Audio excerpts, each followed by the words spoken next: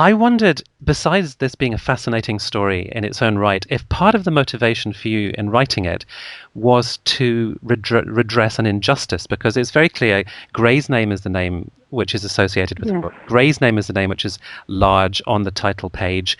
And the more you read your book, the more you discover how really quite shabbily Gray treated Carter. Even to one of the Yes. most telling moment, I think, is when Gray amends a proof of the title page. And so I wondered Absolutely. if you could tell me a little bit about that, and also was that something at the back of your sort of driving you on, that you wanted to set Carter's, set his stock where it rightfully belongs. Yes, I agree with you. I think part of the story is to redress an injustice. I do agree with you. That was a large part of my motivation.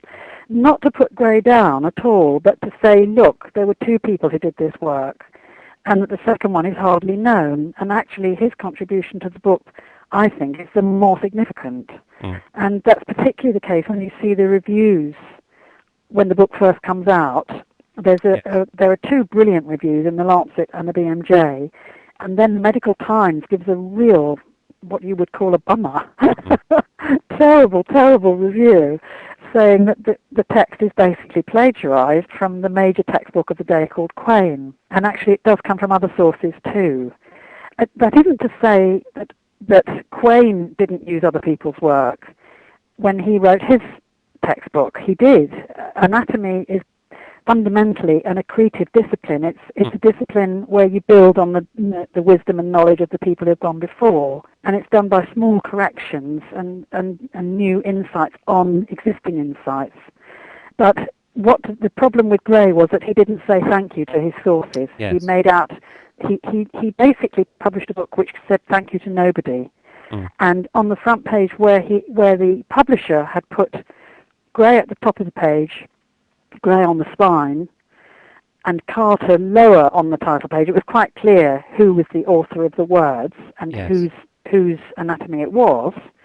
But when Gray saw the title page, the draft title page proof, he not only wanted to cut the lettering that Carter's name was put in, he not only wanted to cut that in half, but he deleted the professorship that he'd won in India, in Bombay. He deleted that from the title page. So all that was left was this half-size Henry Van Dyke Carter, and he did have to leave his MD, and he couldn't deprive him of that. If one of your motivations was to redress the injustice done to Carter, one of the most poignant things in the book for me was when you talked about the people who became the subjects for the dissections, which were used as the models by Carter, and really how impossible it is to say anything that isn't generalized about these people because they're anonymous and completely forgotten. That's really the heart of the book, I think, for me, partly because of the work I did previously on the Anatomy Act and the derivation of corpses, where bodies came from.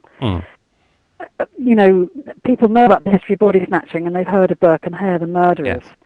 Yes. And some people probably will be aware of the Anatomy Act, which gave the poor from workhouses instead of hanged murderers, and was why previously the only legal source were hanged murderers, and there weren't enough, and that was why there was body snatching. They changed the law in 1832 to give the poor dying in workhouses, and the Gray's book, all the work for Gray's was done on the bodies of people either from the mortuary at St George's itself or from various London workhouses where the poor were dying, and they didn't have enough money for their own funeral, so they were taken for dissection. That's why that chapter, it's called The Raw Material, and it's kind of in the middle of the book, really. It's the heart of the book. But I think what's so wonderful about Carter's illustrations is that they are not abject people. They're not shown as lumps of meat. They're not shown as undignified. They're not shown in pain. And in fact, many of the illustrations are quite noble. I say somewhere in there that they're painless illustrations. It's the first real anatomy book for students that's published since the development of chloroform, anesthesia in general. And I think these bodies are chloroformed bodies. They're asleep rather than dead, and they're not being treated as though they're social outcasts. They're being treated as human beings. I mean, Carter's religious belief would have been that's how he would have treated them anyway. But it is part of their charm is that they are not undignified. I think the dignity with which the whole of the body is treated in Greys is very significant, and I think that's from Carter. Ruth Richardson. The Making of Mr. Grey's Anatomy is published by Oxford University Press and is available now in hardback.